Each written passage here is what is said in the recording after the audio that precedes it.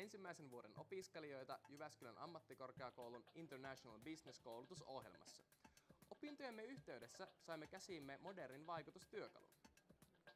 iLutakko on Lutakon kehittämiseen tähtäävä ideayhteisö, jossa vaikuttaminen on helppoa ja luontevaa. Internet-foorumillamme voit jättää julki kehitysideasi ja ajaa asiasi eteenpäin. Satama on tärkeä osa Lutakkoa.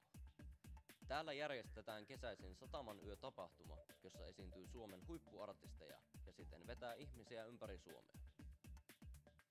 Lutakko on tunnettu myös tanssisali Lutakosta, joka monissa piireissä tunnetaan yhtenä Suomen parhaista musiikkiesiintymispaikoista. Lutakon alueelle tuo uusia kävijöitä myös messu- ja kongressikeskus Paviljonki. Alueella ollaan myös rakentamassa hotellia, joka tulee varmasti elävöittämään Lutakkoa.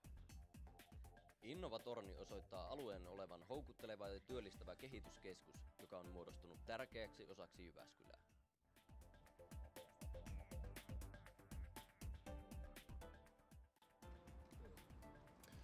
Onko Lutakossa mitään, mitä haluaisitte kehittää? Joku vähän isompi kauppa. Täällä on vaan yksi tosi pieni kauppa ja sitten isommat on tuossa keskustassa. Liikuntamahdollisuudet on vähän rajalliset. No, kauppapalvelut. Tässä on yksi ruokakauppa, että tänne toivottaisiin semmoista vähän isompaa ruokakauppaa. Oletteko kuulleet iLutakosta? En. Olen kuullut, mutta sen sisällöstä mä en ole käynyt netissä tutkimassa. En ole, mikä se on.